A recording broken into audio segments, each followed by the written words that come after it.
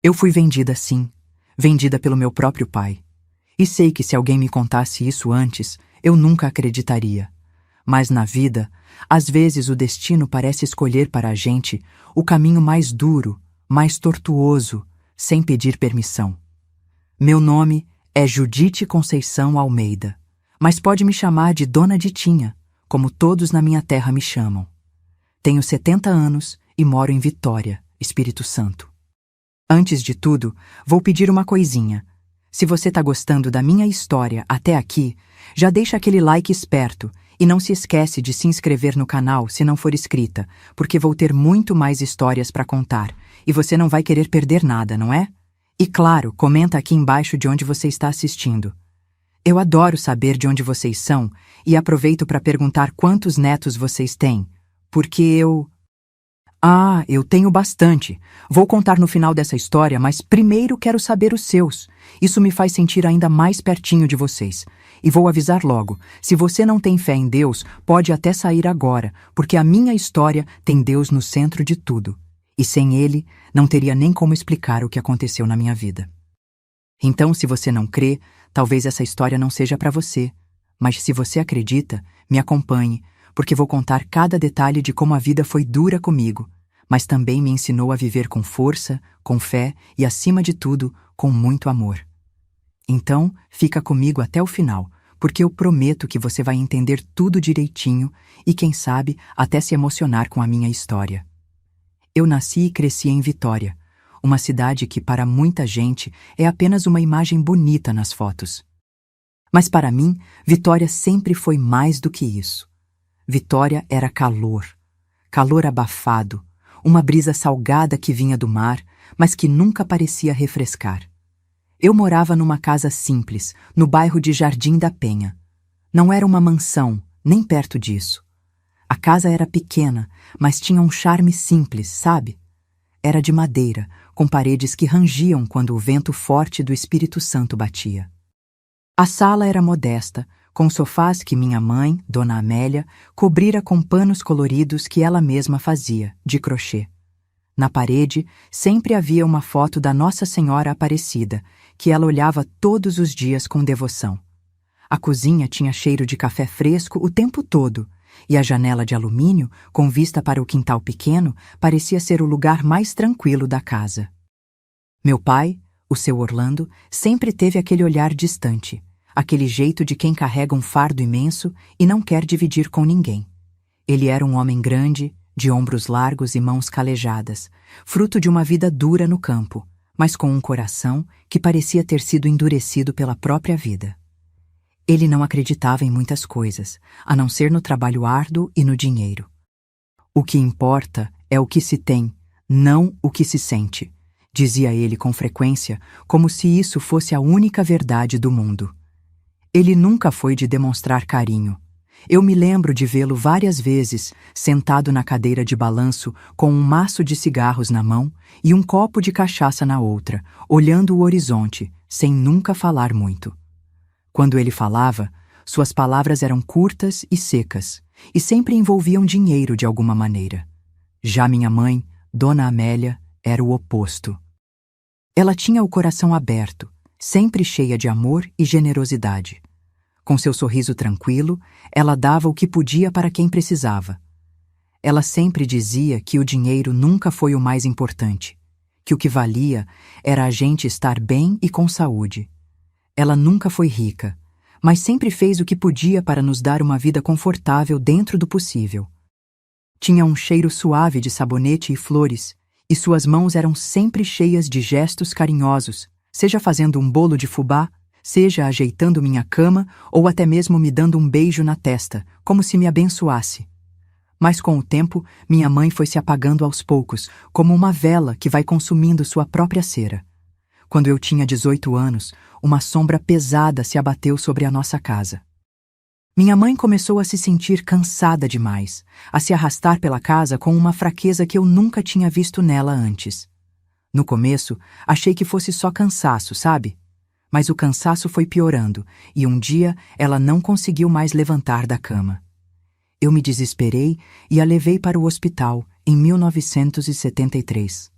O médico olhou para ela e, com uma seriedade que eu jamais vou esquecer, disse: "É um câncer agressivo e já se espalhou por todo o corpo. Não temos o que fazer, senhora." Eu quase caí para trás. Câncer? Minha mãe? Não podia ser. Ela tinha apenas 47 anos e sempre foi tão forte. Mas a verdade é que, quando o médico disse aquilo, eu senti como se o chão tivesse sumido debaixo dos meus pés. O que eu ia fazer sem ela?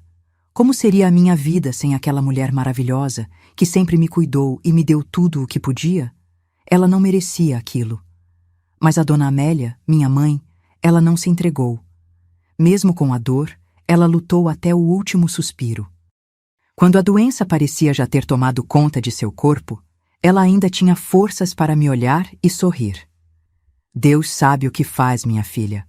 Tudo tem um propósito", ela dizia, mesmo quando mal conseguia levantar a cabeça da almofada. Eu ficava ali, ao lado dela, com o coração apertado, vendo-a sofrer e tentando ser forte, mas minha alma estava despedaçada. Ela lutava, mas eu sabia que a hora dela estava chegando. Em menos de 6 meses, minha mãe se foi. Ela faleceu com 48 anos e eu fiquei sozinha, com um vazio que parecia me consumir por dentro. O mundo parecia ter desabado sobre mim e eu não sabia como seguir em frente.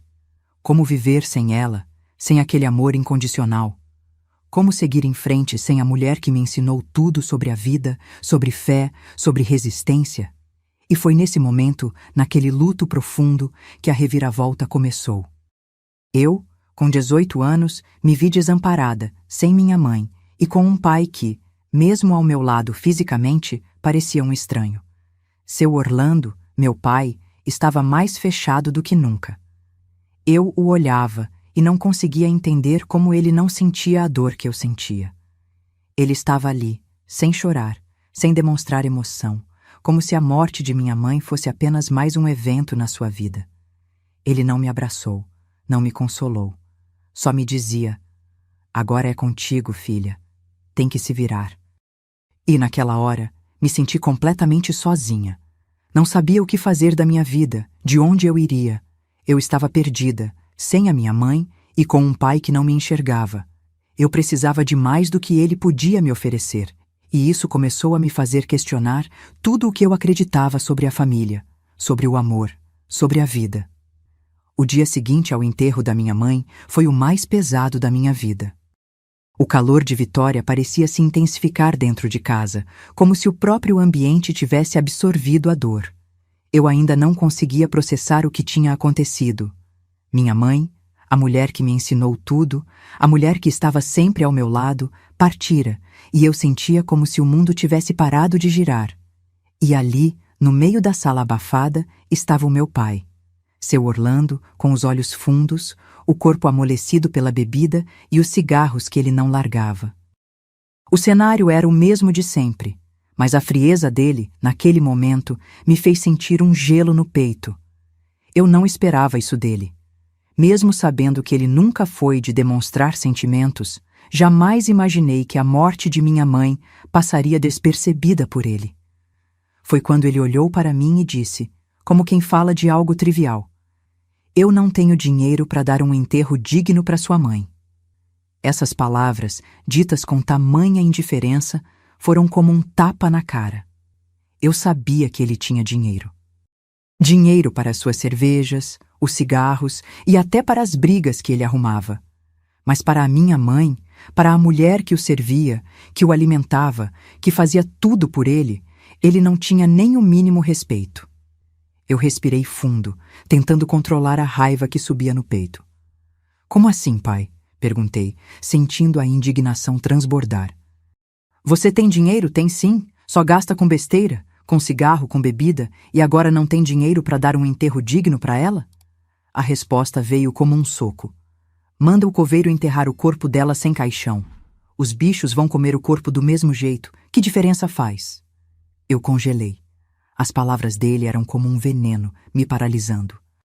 Como ele podia ser tão insensível? Como ele podia tratar a morte de minha mãe com tanto desprezo? Meu pai, que deveria me proteger, estava sendo tão cruel. Ele não a respeitava. Ele nunca a valorizou. E a lembrança de tudo o que minha mãe fez por ele me invadiu naquele momento. Dona Amélia, minha mãe, passava o dia inteiro na cozinha, preparando as refeições com tanto amor. Era ela quem lavava as roupas, arrumava a casa e ainda encontrava tempo para me dar carinho, enquanto ele, sentado na cadeira de balanço, só pensava em seus próprios prazeres. Ela nunca reclamou, nunca questionou, apenas cuidava dele. Mas ele nunca a viu, nunca reconheceu o esforço, o amor, a dedicação que ela colocava em tudo o que fazia. Para ele, ela sempre foi uma figura invisível, alguém que só estava ali para servi-lo, sem nunca receber o mínimo de valorização. E naquele momento, ao ouvir as palavras dele, tudo isso me veio à mente, como uma lâmina afiada.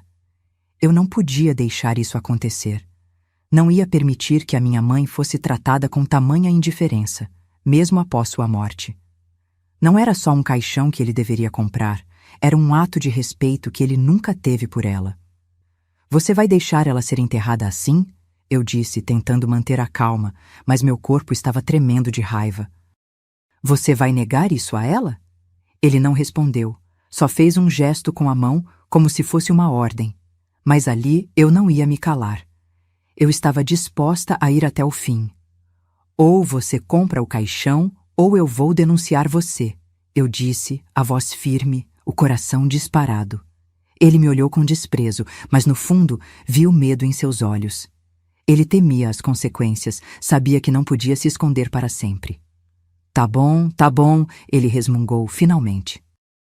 Vou comprar o caixão, mas não pense que isso vai mudar alguma coisa entre a gente. Sua mãe já foi. Eu fiquei ali, em choque. Ele comprou o caixão, mas não por respeito. Ele fez isso apenas para evitar que a vergonha caísse sobre ele. O que era, para mim, um ato de dignidade. Para ele, não passava de uma obrigação que ele queria resolver o mais rápido possível, sem sentir nada. E foi aí que tudo ficou claro para mim. Meu pai nunca amou minha mãe. Ele a usou durante todos aqueles anos, e na morte dela, ele não a respeitou. Ela sempre foi invisível para ele, e ao ver aquilo, percebi que eu também nunca havia sido realmente vista por ele. Aquela dor se transformou em uma revolta que ficou guardada dentro de mim por muito tempo. Meu pai, que sempre foi meu pilar, meu mundo, agora se mostrava como o homem que eu nunca queria que ele fosse. E eu, que sempre vivi na sombra dele, percebi que tinha que construir minha própria história, sem ele. O caixão estava pronto para ser levado, e eu sentia aquele peso imenso no peito. Minha mãe merecia mais do que aquilo, e eu estava decidida a dar a ela o enterro digno, ainda que estivesse sozinha nessa. Olhei para o meu pai, caído no sofá, com o fedor de cigarro e cachaça no ar. Ele estava lá, como sempre, desprezando tudo e todos. Eu me aproximei, a raiva me consumindo, e disse: Pai, vem pro enterro. Vai ao menos dar o último adeus. Ele levantou a cabeça, me olhou com indiferença e com um tom arrastado disse: Eu não vou pra merda de enterro nenhum. Tô bêbado e não tô nem aí pra isso. Aquelas palavras me cortaram por dentro. Meu pai, o homem que deveria me apoiar, estava me dizendo aquilo com tanta frieza, como se minha mãe nunca tivesse significado nada. Ele nunca valorizou o que ela fez por ele, nunca a respeitou. E naquele momento ficou claro. Ele nunca a amou. Sem dizer mais nada, virei as costas e fui sozinha. O caminho até o cemitério foi uma tortura, cada quilômetro mais pesado do que o anterior. Eu estava chorando, sem saber como seria minha vida dali para frente. Como seguir em frente com um homem como aquele? O que me esperava? Cheguei ao cemitério e, ao olhar para o caixão da minha mãe, tudo se tornou mais claro. Eu tinha que seguir, por ela, por mim. Eu era forte o suficiente para continuar, mas agora, sem a ilusão de que algum dia meu pai seria o pilar que eu tanto esperava. Eu estava só, mas eu ia enfrentar, como sempre enfrentei. Passaram-se 2 anos e eu estava com 20 anos já, desde o enterro da minha mãe. Eu estava, como sempre, na rotina. Naquela manhã, o cheiro do café fresco se misturava com o som do feijão borbulhando na panela, como se a vida tentasse seguir em frente, mesmo que meu coração ainda estivesse quebrado. Eu estava sozinha na cozinha, mexendo no feijão, tentando manter a mente ocupada, quando algo quebrou o silêncio da casa, o baque seco de uma mão batendo na mesa. Imediatamente, meu corpo estremeceu. Eu já sabia que, mais uma vez, a vida me surpreenderia. Olhei para a sala e vi meu pai sentado à mesa. Os olhos fundos, a expressão impassível como sempre. Mas ao olhar para a mesa, algo me paralisou.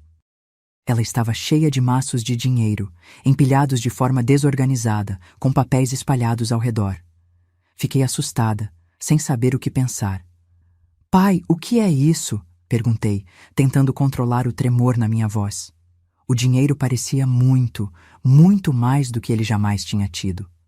Ele estava com papéis nas mãos, todos cheios de assinaturas, e eu não sabia se o que eu estava vendo era real ou se a minha mente estava tentando me enganar. Meu pai, com aquele sorriso frio e vazio, olhou para mim e disse sem nenhuma emoção: Você vale muito mais do que eu imaginava, filha. Muito mais." Eu fiquei em choque. As palavras dele me atingiram como um soco no estômago. Eu não conseguia processar o que ele estava dizendo. Como assim eu valia mais? O que ele queria dizer com isso? O que estava acontecendo? "Do que você está falando, pai?" A voz saiu arrastada, ainda sem entender. Ele deu uma risada baixa, sem graça, e então olhou para os papéis nas mãos.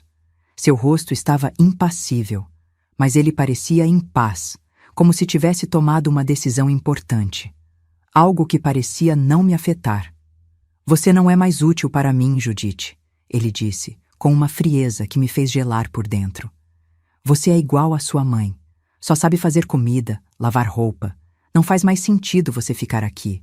Eu vendi você." Naquele momento, o chão parecia ter sumido debaixo de mim. Eu fiquei estática, sem conseguir processar as palavras dele. A sensação de que tudo o que eu conhecia estava desmoronando foi imensa. "Vendi você por R$ 800.000, ele disse, como se fosse a coisa mais normal do mundo. "O homem já vai chegar para te buscar. Você vai viver uma vida melhor. Não precisa mais ficar aqui." O impacto foi como se uma bomba tivesse explodido dentro de mim. Eu não conseguia acreditar no que ele estava dizendo. Ele tinha me vendido? Como assim? Eu, sua filha? Ele estava falando sério? O homem, aquele que tinha me chamado de filha, que deveria ter me protegido, estava falando como se eu fosse um simples objeto, um bem que podia ser trocado por dinheiro. "Como assim você me vendeu?" Minha voz saiu quase como um sussurro, mas cheia de incredulidade. Eu não conseguia entender. "Me vender? Eu sou sua filha. O que você fez, pai?" Ele, com aquele olhar vazio, começou a se levantar. "Eu não posso mais cuidar de você. Já não te vejo mais como alguém que me faz falta aqui. Esse homem vai te dar uma vida que você nunca imaginou. Vai te dar tudo o que você merece, sem ser um fardo para mim." As palavras dele eram cruéis, como facadas em meu peito. Eu não sabia como reagir. A raiva, a dor e a humilhação eram tão intensas que meu corpo parecia não responder mais. A única coisa que eu consegui fazer foi olhar para aqueles maços de dinheiro, agora tão sujos de uma verdade amarga. Como ele podia fazer isso? Como ele podia vender sua própria filha? "Pai, você está louco. Eu sou sua filha. Como você pode fazer isso comigo?" As lágrimas começaram a cair, mas a raiva ainda era mais forte do que a dor. Eu sentia como se o chão tivesse desaparecido, e o lugar onde eu sempre me sentira segura não existisse mais. Você realmente me vendeu?" Ele olhou para mim com desdém. "A vida não é sobre sentimento, Judite. Nunca foi. E você não vale mais nada para mim. Agora, vá embora. O homem vai te buscar." Eu fiquei ali, parada, como se estivesse em outro mundo. O homem que eu chamava de pai, aquele que deveria me proteger, me venderia por dinheiro.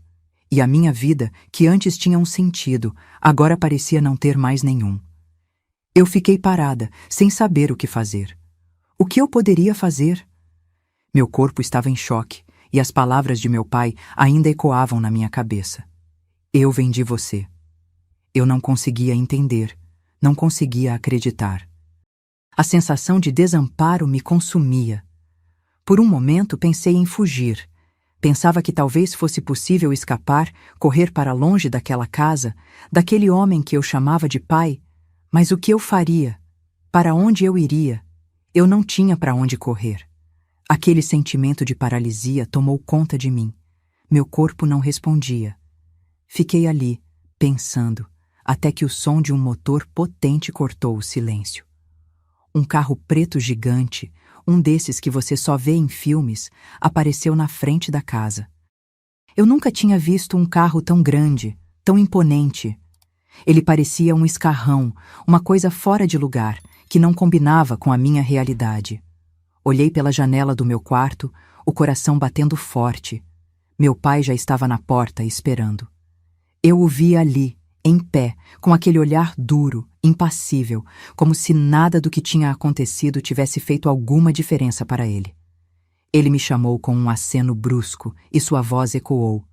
Judite, vem cá! Arruma as suas coisas, vamos embora.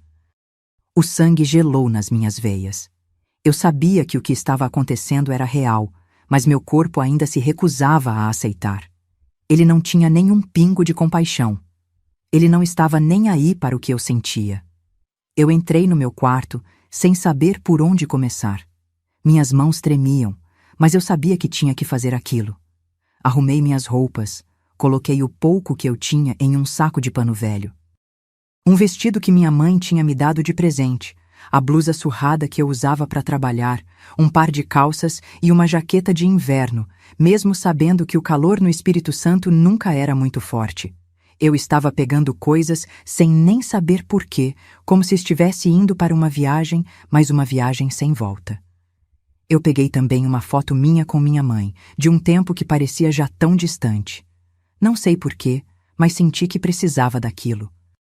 Algo que ainda me conectava com ela, com o que eu era antes de tudo isso acontecer. Coloquei a foto no saco e fechei a boca dele com a mão trêmula. Foi então que meu pai entrou no meu quarto. Ele não pediu nem licença. Agarrou meu braço com força, de forma quase mecânica, como se fosse uma obrigação, não uma ação de pai para filha. Eu não tive nem reação, só senti o aperto no meu braço e a dor de ser tratada assim, sem humanidade. Ele me empurrou até a porta, me arrastando, como se eu fosse uma simples carga. O carro preto estava ali, parado, imponente. As portas estavam abertas, e o motorista estava à frente, impassível, esperando. Não sei como, mas eu entrei. Era como se eu estivesse fora de mim, como se o meu corpo já tivesse se desconectado da realidade. Eu entrei no carro, sem olhar para trás. Dentro do carro havia 2 outros rostos. Um homem de óculos escuros, sentado no banco do motorista, e uma mulher ao lado dele, com um sorriso que parecia mais forçado do que genuíno. Ela olhou para mim e disse: "Obrigada, Sr. Orlando", ao que meu pai respondeu com um simples aceno de cabeça, sem nem se preocupar em me dar mais explicações. Eles não sabiam o que eu estava sentindo. Eles não viam o que estava acontecendo dentro de mim. A porta do carro foi fechada com um estrondo, e o som do motor rugiu enquanto o carro começava a se mover. Eu estava sendo levada para um lugar que eu não sabia onde era, para um futuro que parecia não ter mais sentido algum. Olhei pela janela e vi a casa ficando cada vez mais distante, mas eu sabia que, por mais que a casa ficasse para trás, nada mais seria como antes. Eu estava indo, sem volta, para o que quer que fosse aquele destino que meu pai já tinha decidido por mim. O carro seguiu, cortando a estrada como se estivesse me arrastando para um destino que eu não escolhera. Cada quilômetro parecia mais distante da minha vida, da minha realidade. Eu, uma filha vendida, sem controle sobre o que estava acontecendo comigo. Olhei pela janela e vi a paisagem mudar lentamente, mas tudo estava nebuloso na minha mente. Eu não sabia o que pensar. O silêncio dentro do carro foi quebrado pelo homem que dirigia. Ele olhou pelo retrovisor, fez uma breve pausa e, com uma calma desconcertante, começou a falar. Meu nome é Roberto e essa é minha esposa, Dona Isabel. Estamos indo para a Fazenda Esmeralda, que fica em São Mateus, no norte do Espírito Santo. A fazenda é grande, cheia de plantações de cana-de-açúcar, um lugar afastado de tudo. Lá, o trabalho é pesado, mas a vida é simples e tranquila. Vai ser um bom lugar para você. Vai se acostumar. Aquelas palavras caíram sobre mim como uma sentença. Eu não sabia para onde estava indo, mas algo na forma como ele falava parecia já me tirar qualquer chance de escolha. Eu estava indo para um lugar onde as plantadas de cana seriam o único horizonte. Um lugar isolado, longe de tudo, com pessoas que eu mal conhecia. Dona Isabel, ao lado dele, agora se virou para mim, e seu sorriso não parecia muito caloroso.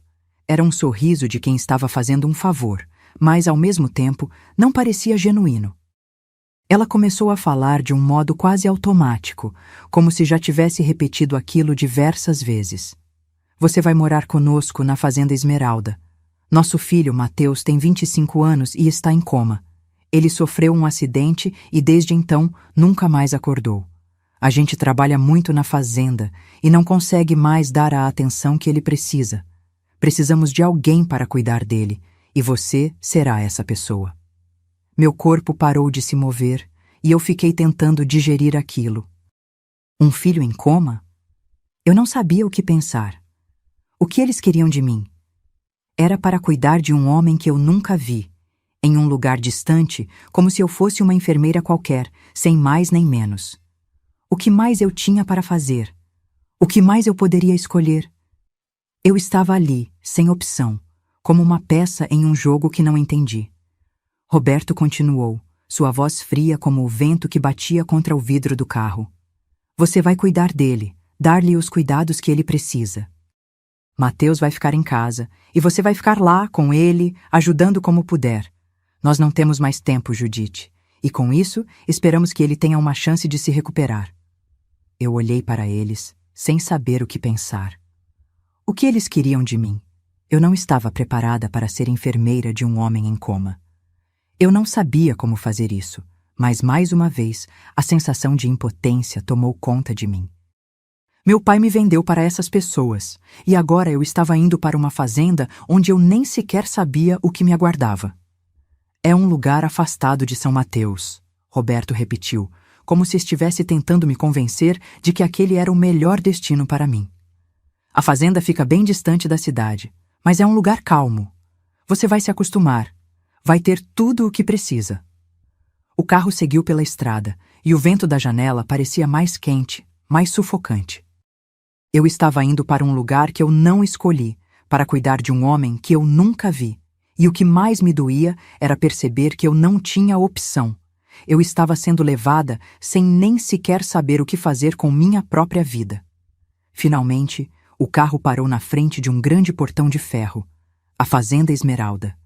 Aquele nome soava tão distante, tão sem vida. Eu entrei no portão e olhei ao redor.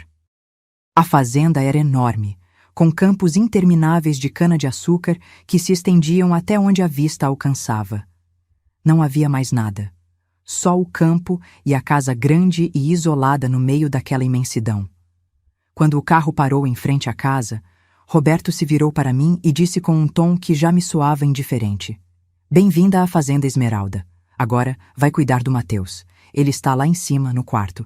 Não sabemos o que mais podemos fazer, mas estamos contando com você. Eu entrei na casa sem saber o que fazer, apenas seguindo, como se estivesse flutuando, sem controle. A casa era grande, com móveis antigos e um cheiro de madeira envelhecida no ar. Eu subi as escadas e, ao entrar no quarto de Mateus, vi um homem deitado na cama, pálido, com os olhos fechados. Ele estava imóvel, como uma estátua. Eu não sabia se ele estava morto ou vivo. Mas o fato era que ele estava ali, dependente de cuidados que eu teria que dar, mesmo sem entender o que estava acontecendo. Dona Isabel apareceu na porta, me observando com aqueles olhos vazios, como se me analisasse, como se eu fosse apenas uma peça que ela precisava no lugar certo. Ele não pode ficar sozinho. Quando você começar a cuidar dele, pode ser que ele responda a você. Não sabemos. Só sabemos que ele precisa de alguém para ficar com ele. Vai ser o seu trabalho agora. A semana passou com uma intensidade quase palpável. Cada dia que eu passava ao lado de Mateus, cuidando dele, rezando por ele, parecia que algo estava prestes a acontecer. Eu sentia que ele estava começando a reagir, mesmo que de forma sutil, mas ainda não sabia se aquilo era real ou apenas fruto da minha fé e da minha esperança. Cada toque meu, cada palavra sussurrada, eu sentia que ele estava ouvindo, que ele sentia minha presença. Mas os dias foram se arrastando, e eu estava sozinha nessa batalha de fé, sem ninguém ao meu lado para apoiar. Foi numa tarde quente, enquanto eu estava sentada ao lado de Mateus, ajeitando o travesseiro dele, que Dona Isabel entrou no quarto. Ela me observou com um olhar crítico e algo em seu semblante me fez sentir um peso no ar. Quando ela falou, sua voz não tinha a suavidade de antes, nem o tom de preocupação. Era algo mais duro, acusador. Judite, o que está acontecendo com você? Já reparei que você fica o tempo todo com ele, tocando nele, falando com ele como se estivesse atraída por ele, ela disse com um sorriso amargo. Você está com essas maluquices na cabeça. Isso não é mais sobre cuidar dele. Você está começando a se perder, garota. Aquelas palavras me atingiram como um soco no estômago. Eu a olhei, sem entender, mas ao mesmo tempo, o calor da vergonha subiu pelo meu rosto. A acusação de Dona Isabel era cruel, sem sentido. Como ela podia me dizer algo assim? Eu estava ali, cuidando do filho dela, dando o melhor de mim, com todo o amor que eu tinha, e ela me acusava de algo que eu nunca pensei. Como assim, Dona Isabel? O que você está dizendo? Eu estou aqui porque Deus me colocou aqui para ajudar o Mateus. Eu cuido dele porque ele precisa de ajuda. Eu disse, tentando manter a calma, mas a raiva estava me consumindo. Eu nunca senti nada além de compaixão por ele. Como você pode dizer isso? Ela cruzou os braços com um olhar cínico e, ao mesmo tempo, quase como se me julgasse, me colocando em um lugar que eu nunca quis estar. Eu te avisei, Judite. Eu sei como são essas coisas. Mas você é só uma menina. Cuidar dele é uma coisa, se apaixonar por ele é outra. E você não vai me enganar. Isso não é normal. Só faça o que foi prometido. Cuidar dele e pronto. Esqueça essas maluquices. Eu estava em choque. Sentia como se ela tivesse me tirado de minha zona de conforto, como se tudo o que eu estava fazendo tivesse sido distorcido em sua mente. Eu não estava atraída por Mateus. Eu só queria ajudá-lo. A fé que eu tinha não tinha nada a ver com isso. Mas o que mais me doía não era a acusação em si, mas o fato de que Dona Isabel não entendia a minha entrega, a minha luta, a minha fé. Eu não estou fazendo nada além do que foi pedido de mim. Estou aqui porque é o que eu sei fazer de melhor. E vou continuar fazendo isso, independente do que você pense, eu disse, já sentindo uma raiva crescente. Não queria mais ouvir aquilo, mas ao mesmo tempo queria que ela entendesse que tudo o que eu fazia era por Mateus, e não por algum sentimento romântico ou estranho. Dona Isabel me olhou com um olhar que misturava desdém e algo que eu não sabia decifrar. Ela bufou e deu de ombros, como se a minha explicação não fosse suficiente, como se eu fosse uma criança teimosa que não sabia o que estava fazendo. Tudo bem, continue com essa sua fé. Mas, se for para cuidar dele, faça do jeito certo, sem mais disso que você está chamando de compaixão e sem inventar coisas. Só cuide dele e pare de fazer essas maluquices. Quando ele acordar, o que é bem improvável, a gente vai ver se você ainda vai estar aqui ou não. Essas palavras caíram sobre mim como pedras. Eu me virei para o lado e fiquei olhando para Mateus, que estava ali, imóvel, sem saber de nada, e me senti mais sozinha do que nunca. Mas por dentro, eu sabia que a minha fé estava me conduzindo. Nada que Dona Isabel dissesse ou qualquer outra pessoa iria mudar o que eu sentia e o que eu acreditava. Quando Dona Isabel me agradeceu, algo dentro de mim se acendeu. A alegria em vê-la reconhecendo o que Deus estava fazendo através de mim era imensa, mas eu sabia que ainda não tinha terminado. Mateus ainda estava longe de se recuperar completamente, mas os sinais de melhora eram inegáveis. A cada dia, ele respondia mais aos meus toques, aos meus cuidados. Eu sentia que algo maior estava em movimento. Dona Isabel, você precisa orar também. Eu disse a ela, com uma convicção que só a fé podia me dar. Ore todos os dias, sem parar. Deus vai fazer o impossível acontecer, mas você precisa acreditar também. Daqui a pouco, seu filho vai estar conversando com todos nós. Eu sei disso, com toda a minha fé. Deus tem um propósito na vida dele, e esse propósito vai se revelar. Ela me olhou com um olhar mais suave, mais crente, e pela primeira vez parecia realmente disposta a seguir o que eu estava dizendo. O tempo passou, e mês após mês, a melhora de Mateus foi ficando cada vez mais impressionante. Não foi um milagre instantâneo, mas os sinais eram claros. Ele começou a mexer mais os braços, depois as pernas e, em um dia, ele conseguiu até mover os lábios. Mesmo que fosse algo mínimo, aquele movimento foi um sinal inegável de que ele estava lutando, de que ele estava voltando para nós. Os meses foram passando e a transformação foi se tornando cada vez mais grandiosa. Ele começava a reagir a cada palavra que eu dizia, a cada oração que eu fazia por ele. Dona Isabel, que antes era cética, agora estava sempre ao meu lado, orando comigo, ajudando no que fosse preciso. Eu via que, mesmo com todas as dificuldades, ela finalmente começava a entender que a fé tinha o poder de curar, de transformar, de trazer alguém de volta. Mas, meus queridos, o que eu ainda não sabia era que a história de Mateus e a minha estavam prestes a se entrelaçar de uma forma que vocês não imaginam. Uma revelação, uma surpresa emocionante estava prestes a acontecer. Algo que mudaria para sempre a minha vida e a dele. Não saia deste vídeo, porque eu tenho algo muito emocionante para revelar. Algo que, quando você souber, vai fazer todo sentido. O que Deus estava preparando para Mateus e para mim vai te surpreender. Fique comigo até o fim, porque a verdade sobre o que aconteceu com ele e comigo vai te emocionar profundamente. 1 ano se passou desde que eu comecei a cuidar de Mateus na Fazenda Esmeralda, e a transformação dele era nada menos que milagrosa. Quando olhava para ele agora, não podia deixar de sentir uma gratidão imensa. Ele já havia recuperado quase todo o movimento do corpo, e algo que antes parecia impossível agora estava se tornando real. Ele movia os braços com mais força, suas pernas também estavam começando a responder, e até seus olhos mostravam mais vida, mais foco. Mas o que me emocionava mais era que ele já começava a falar, ainda de forma hesitante, mas palavras estavam saindo de sua boca. Eu me lembro do primeiro momento em que ele conseguiu me chamar pelo nome. Eu estava ao lado da cama, como sempre, segurando sua mão e conversando com ele, quando ele olhou para mim com um semblante que eu reconheci, e com uma voz fraca, disse: Judite.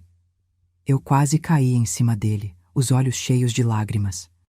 Era só um nome, uma palavra simples, mas naquele momento, para mim, aquilo significava que Mateus estava voltando. Ele estava voltando para a vida. Dona Isabel estava, é claro, maravilhada com os progressos dele, mas ela sabia que ainda havia muito a ser feito. Então, em um gesto que eu sabia que estava vindo de um lugar de amor e gratidão, ela contratou um fisioterapeuta para vir à casa todos os dias. Ele seria responsável por ajudar Mateus a fortalecer ainda mais os movimentos e a se recuperar completamente. Eu estava sempre ali, ao lado de Mateus, acompanhando as sessões de fisioterapia, ajudando no que fosse preciso. Eu sabia que ele ainda precisava de mim. A cada exercício que ele fazia, a cada movimento novo que ele tentava, minha esperança se renovava. Dona Isabel ficava mais aliviada a cada dia, vendo o filho melhorar. Mas o que ela não sabia era o quanto a minha fé em Deus havia sido fundamental para tudo isso. O fisioterapeuta, um homem experiente chamado Ricardo, fazia os exercícios de forma paciente, e Mateus, por mais que ainda fosse difícil, estava se esforçando a cada dia. Era doloroso, mas era o caminho para sua total recuperação. E eu estava lá, como sempre, ao lado dele, encorajando-o, segurando sua mão, dizendo palavras de conforto. Você consegue, Mateus. Não desista. Deus está com você. Você já chegou tão longe. Não pare agora. Cada palavra minha era um impulso, não só para ele, mas também para mim.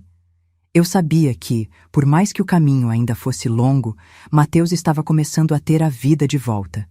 Aquele homem que, há 1 ano atrás, estava inerte e sem vida, agora estava falando, movendo-se, sentindo. E tudo o que eu fazia por ele, todo o cuidado e dedicação, estavam valendo a pena. Dona Isabel e seu Roberto, ao ver os progressos de Mateus, começaram a perceber a importância do que eu fiz por ele. Ela começou a me olhar de uma forma diferente, com mais respeito e carinho. Não era mais a mulher que me olhava com ceticismo e desconfiança. Ela já sabia o quanto a minha presença ao lado de Mateus fez a diferença. Ela sabia que, sem a minha fé, sem a minha dedicação, ele talvez não teria chegado tão longe. Ela, às vezes, me olhava com gratidão, como se estivesse percebendo pela primeira vez a verdadeira força de tudo o que aconteceu. Judite, eu não sei o que você fez, mas você trouxe meu filho de volta para mim. Muito obrigado e desculpa pelas coisas que eu te disse no começo. Eu, com humildade, respondia sempre com o mesmo sorriso. Não foi só eu, Dona Isabel, foi a fé. A fé move tudo. E para Mateus, Deus tinha um propósito. Eu só estava aqui para ajudar ele a encontrar o caminho. Toda a honra e glória é dada ao Senhor Jeová. E até Mateus começou a me agradecer, falando de forma forçada, tentando encontrar palavras. Eu lembro até hoje. Era 25 de novembro de 1976, um dia que ficará marcado na minha memória para sempre. Mateus já estava andando pela casa com muito mais segurança, mas ainda com cuidado, claro. Ele estava começando a viver novamente, quase sozinho, com o corpo que aos poucos recuperava os movimentos e a força. Mas o que me tocava profundamente era a forma como ele me olhava, o carinho que ele demonstrava. Era como se, a cada gesto, a cada palavra, ele estivesse me dizendo o quanto eu havia sido importante para ele. O quanto meu amor e minha fé o tinham tirado do fundo do poço e trazido de volta à vida. Dona Isabel e Roberto, que antes estavam tão preocupados, finalmente começaram a apoiar completamente a nossa relação.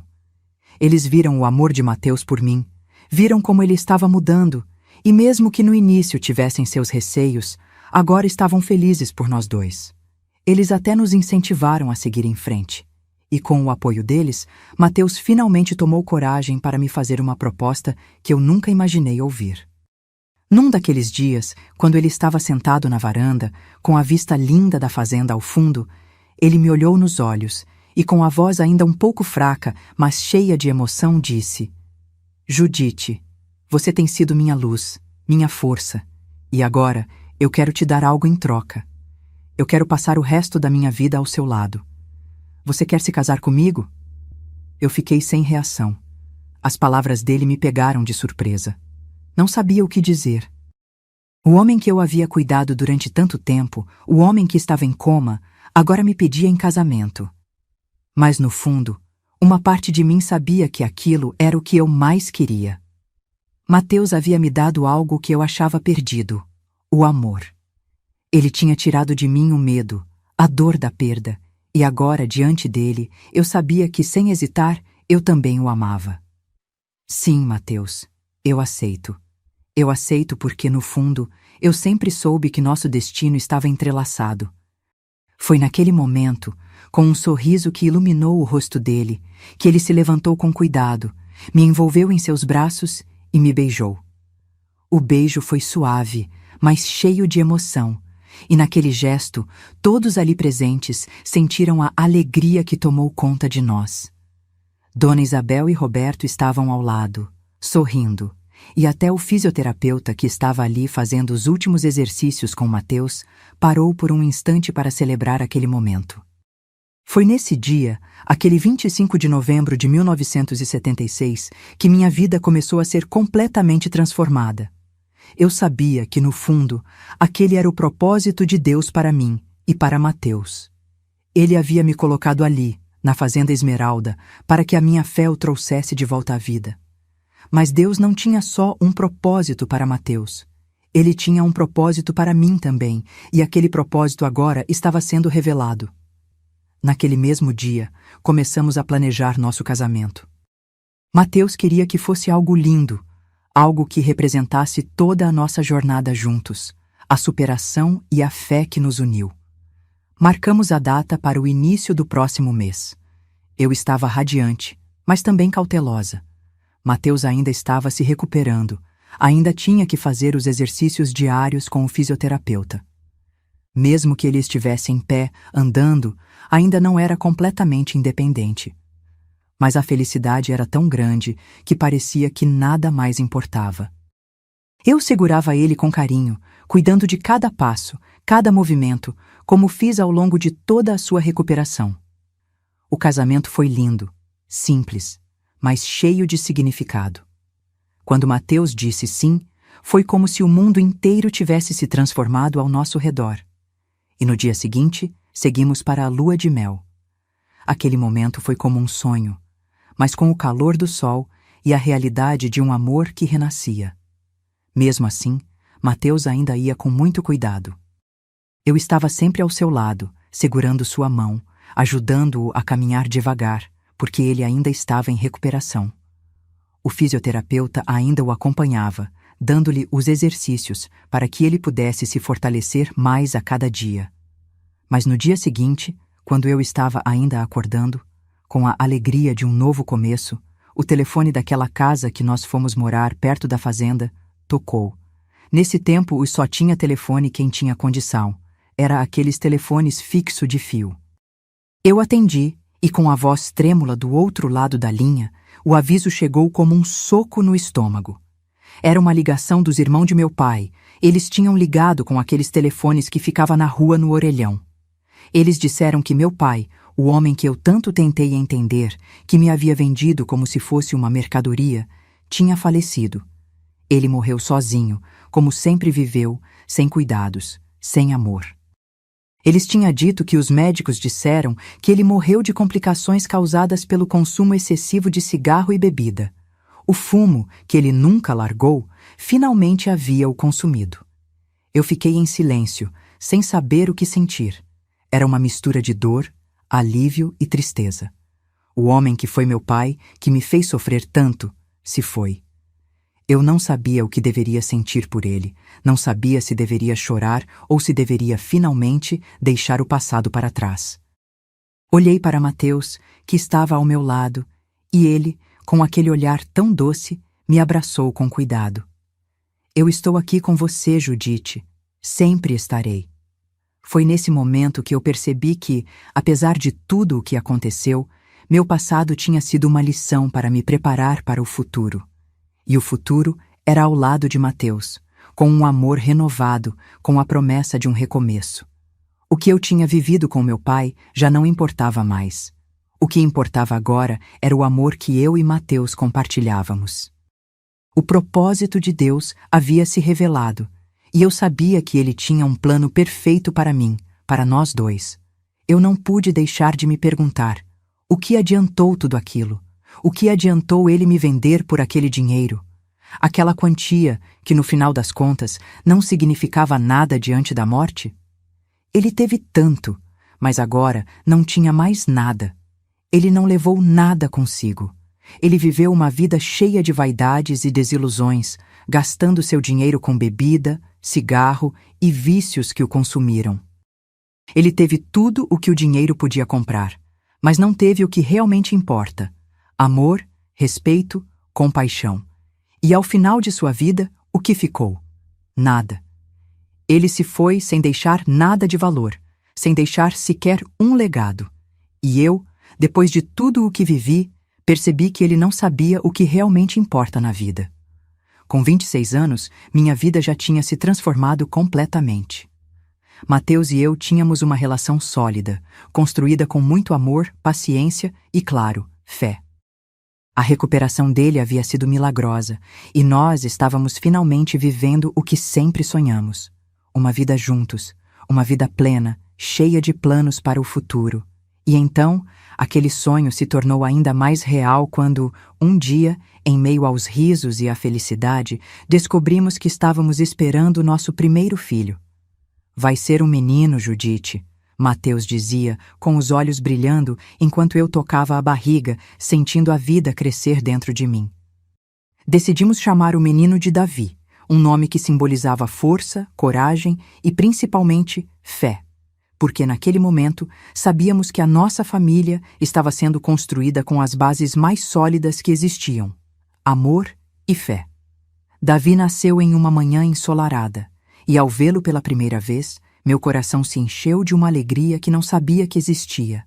Ele era perfeito, pequeno, com os olhos de Mateus e o sorriso que mais tarde me faria lembrar do amor que nos uniu. Com ele, eu sabia que a nossa vida nunca mais seria a mesma e que ele seria a primeira de muitas bênçãos que viriam. O tempo passou e Mateus e eu estávamos ainda mais felizes com a chegada de nosso segundo filho. Quando Davi tinha 3 anos, descobrimos que o segundo bebê estava a caminho. Vitória chegou em um momento em que nossas vidas estavam mais estáveis, mas a alegria nunca foi menor. Vitória era uma menina cheia de energia, com o riso fácil e os olhos curiosos, sempre explorando tudo ao seu redor. Mateus e eu olhávamos para ela com tanto amor, sabendo que ela era a representação da nossa luta e vitória, literalmente. Ela trouxe um brilho novo para nossa casa, com sua personalidade forte e seu jeito doce. Eu sabia que ela seria uma mulher cheia de coragem, como o nome dela sugeria. E a cada dia, nossa família se completava mais e mais. Aos 30 anos, com 2 filhos, Mateus e eu sabíamos que nossa família estava crescendo e que a bênção de ser pais era a maior alegria de nossas vidas. Quando Vitória tinha 2 anos, decidimos que seria a hora de tentar novamente. Miguel, nosso terceiro filho, chegou e trouxe com ele uma serenidade imensa. Ele tinha uma calma que nos acalmava só de olhá-lo, e com seus olhos grandes e expressivos, ele sempre foi o centro das atenções. Com 33 anos, nossa casa estava cheia de risos e barulho. Davi, Vitória e Miguel já estavam mais velhos, e o amor por eles só aumentava. Então, decidimos que a nossa família ainda não estava completa. E foi quando Sara chegou, a nossa 4ª filha, com um sorriso radiante e uma personalidade cativante. Ela era cheia de energia, adorava brincar, cantar e dançar pela casa. Sara era a luz da nossa casa, sempre fazendo todos rirem e se divertirem com sua espontaneidade. Eu sabia que ela seria a nossa artista, aquela que traria alegria e brilho aonde fosse. E para Mateus e para mim, ela era uma lembrança de que a vida nunca deixa de surpreender. Aos 36 anos, nossa família estava mais unida do que nunca. Os 5 filhos eram a maior prova do que Deus havia feito em nossas vidas. Com Davi, Vitória, Miguel e Sara já crescendo e se tornando crianças incríveis, Mateus e eu decidimos que a nossa casa ainda tinha espaço para mais um. E então, Lucas nasceu, o nosso 5º e último filho. 5 filhos. Uma vida cheia de desafios, mas repleta de amor. Olhando para eles, Mateus e eu sabíamos que nosso propósito havia sido cumprido. Deus nos deu essa família para que pudéssemos compartilhar o amor, a fé e a esperança. E com cada um deles, nós vimos um pedaço de nós mesmos refletido em seus olhos. Davi, Vitória, Miguel, Sara e Lucas, cada um com sua personalidade única, mas todos com algo em comum: o amor que nos uniu e nos fez crescer juntos. O tempo passou rápido, mais rápido do que eu imaginava. Quando meus filhos mais velhos começaram a chegar aos 19, 20 anos, o ciclo da vida parecia começar de novo. Eles estavam prontos para seguir seus próprios caminhos, mas, como eu sabia que um dia aconteceria, logo começamos a receber a notícia maravilhosa de que eu seria avó. Davi, o mais velho, foi o primeiro a me dar essa alegria. Ele casou-se jovem, aos 22 anos, e logo chegou o nosso primeiro neto, Lucas, nome que ele escolheu em homenagem a meu marido, Mateus. O sorriso de Mateus ao segurá-lo nos braços pela primeira vez era de pura felicidade. Não havia palavras para descrever a emoção que sentimos naquele momento. Eu e Mateus olhávamos para nosso neto com os olhos cheios de gratidão e amor. O ciclo da vida se completava, e era como se a nossa história tivesse começado a se repetir de uma maneira ainda mais linda. Logo depois, Vitória, nossa segunda filha, também nos deu um neto. Felipe, com os olhos brilhantes e a energia contagiante que já era característica de nossa família. Eu podia ver a mesma determinação em seu olhar, como se ele soubesse que tinha um grande propósito pela frente, assim como nós todos. Sara e Miguel, com o tempo, também nos deram netos, e eu vi minhas mãos se encherem de alegria cada vez que recebia um desses pequeninos em meus braços. Em pouco tempo, já éramos cercados de risadas infantis. Júlia, a neta que Davi teve com 23 anos, sempre foi a mais falante da turma. Marcos, o neto de Vitória, que com seus olhos curiosos se tornou o filósofo da família, sempre com perguntas e mais perguntas sobre tudo que via. Como avó, eu sabia que minha missão estava sendo cumprida de uma forma maravilhosa. E então, aos 30 e poucos anos, Sara nos deu o último dos nossos netos, Pedro, que chegou como um raio de sol, com uma personalidade adorável e muito, muito energia. Nossa casa se encheu de vida, de gargalhadas e, claro, de um amor imenso que só os netos sabem trazer. Mas não parou por aí. Quando meus filhos começaram a ter filhos, eu sabia que o ciclo da vida não terminava nunca. E foi assim, com o tempo, que os netos começaram a crescer e a dar à nossa família mais uma grande alegria. Os bisnetos. Hoje, aos 70 anos, eu sou uma avó orgulhosa de 6 netos e já tenho 2 bisnetos. Eles me chamam de vovó Ditinha, como sempre me chamaram. E com o passar dos anos, eu aprendi a ser uma avó que sempre tem algo novo a ensinar. Mas também uma avó que escuta, que aprende com as novas gerações, com os novos tempos. É incrível ver como as sementes que plantamos com tanto amor em nossos filhos e netos floresceram em gerações que têm um futuro pela frente, com valores sólidos e, acima de tudo, com fé. Mateus e eu, juntos, fomos testemunhas de algo maravilhoso. A nossa história, que começou de maneira tão improvável, se transformou em um legado. Eu, com 70 anos, tenho a alegria de ver meus filhos realizados, meus netos crescendo com saúde e amor, e até bisnetos, que me fazem lembrar todos os dias o quanto a vida, quando vivida com fé e amor, nos dá a maior recompensa. Uma família unida, com raízes fortes e um futuro brilhante. E assim, minha querida, chegamos ao final dessa jornada tão cheia de altos e baixos, de dores e superações.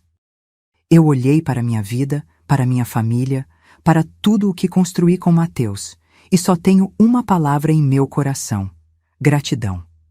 Cada passo, cada momento de dificuldade se transformou em uma bênção. A vida é feita de escolhas, e a maior de todas foi, sem dúvida, escolher viver com fé e amor, superando todas as adversidades. Agora, com meus filhos, netos e bisnetos ao meu lado, eu sei que Deus teve um propósito maravilhoso para mim e para minha família. E se você também tem uma história de superação, de fé e amor, quero muito ouvir de você. Coloque nos comentários o que achou dessa história, se emocionou com essa jornada de luta e conquistas, e me diga o que mais você gostaria de ver por aqui. Se você gostou do vídeo, não esquece de dar aquele like e se inscrever no canal para receber mais histórias como essa. Aqui, todas as vovós guerreiras, assim como você, têm um lugar especial. E tem mais! Se você quer ouvir histórias de vovós todos os dias e compartilhar sua própria jornada, entre no nosso grupo do WhatsApp. O link está aqui na descrição do vídeo ou no primeiro comentário fixado. Lá, você vai se conectar com muitas mulheres fortes e inspiradoras, como você, e compartilhar experiências de vida que nos fazem mais unidas. Não deixe de se inscrever e de interagir com a gente. Sua história é valiosa e aqui estamos todas juntas, como uma grande família de mulheres guerreiras. Muito obrigada por me acompanhar até aqui e nos vemos no próximo vídeo. Um beijo no coração de todas vocês.